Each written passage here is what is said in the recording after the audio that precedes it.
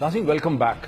मेरे हाथ में एक खिलौना है, एक खिलौने का एक टुकड़ा है जिसे आप देख सकते होंगे। इसे उर्फ आम में प्ले स्टेशन कहते हैं। आप सोच रहे होंगे कि मुझे क्या हो गया है, पागल हो गया हूं मैं, इसको मैंने क्यों पकड़ा हुआ है एक करंट अफेयर्स के प्रोग्राम में। लेकिन इसकी बड़ी अहमियत है हमारी इस डिस्कशन से। पेरिस में जब दहशतगर्दों ने हमला किया तो फ्रेंच और यूरोपियन इंटेलिजेंस के लिए जो बहुत बड़ा मौमा था, वो मौमा ये था कि ये दहशतगर्द आपस में कैसे कोऑर्डिनेट कर रहे थे, बिकॉज किसी किस्म के किसी रबत का, किसी कम्युनिकेशन की कोई एविडेंस नहीं मिल रही थी। आईसिस ने अपने हमले का जो एतराफ़ किया, उसका जो उन्होंने जिम्मेदारी कबूल की, वो उन्होंने एक एनक्रिप्टेड प्लेटफॉर्म टेलीग्राम के जरिए किया। ताहम बेल्जियम इंटेलिजेंस और वहां के जो इंटीरियर मिनिस्टर हैं, उनका ये ख्याल था, उनका ये दावा था कि प्ले स्टेशन जो मेरे हाथ में है, इस किस्म के प्ले स्टेशन को और इसकी जो इनक्रिप्टेड टेक्नोलॉजी है कम्युनिकेट करने की, जिसके जरिए प्लेयर्स आपस में कहीं पर भी दुनिया में कम्युनिकेट कर सकते हैं, उस टेक्नोलॉजी को आईसिस यूरोप में इस्तेमाल कर रही थी।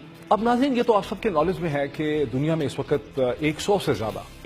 ज्यादा इनक्रिप्टेड प्लेटफॉर्म्स हैं जिन्हें इस्तेमाल किया जाता है, और कुछ उसमें से पाकिस्तान में भी बहुत पॉपुलर हैं, जैसे कि ब्लैकबेरी का BBM मैसेंजर जो है वो बहुत पॉपुलर है, वाइबर है, स्काइप है, हाल ही में व्हाट्सएप की बहुत पॉपुलैरिटी है, और इसी तरह ट्विटर के जरिए भी डायरेक्ट ट्वीट्स भेजे जा सकते हैं। इस वक्त यूरोपियन इंटेलिजेंस एजेंसीज जो हैं वो बहुत रोना रो रही हैं कि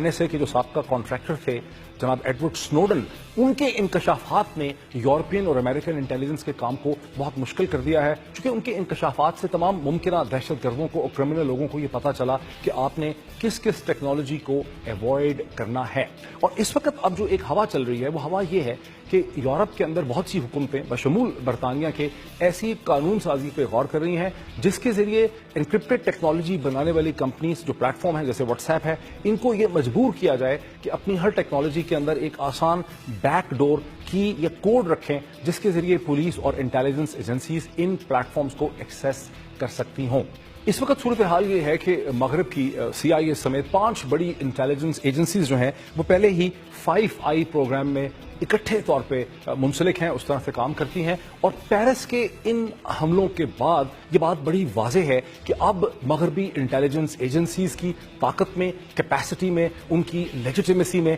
और नई टेक्नोलॉजी के अंदर घुसने की जो उनकी सलाहियत है, उसमें बहुत ज़्यादा इजाफा होगा।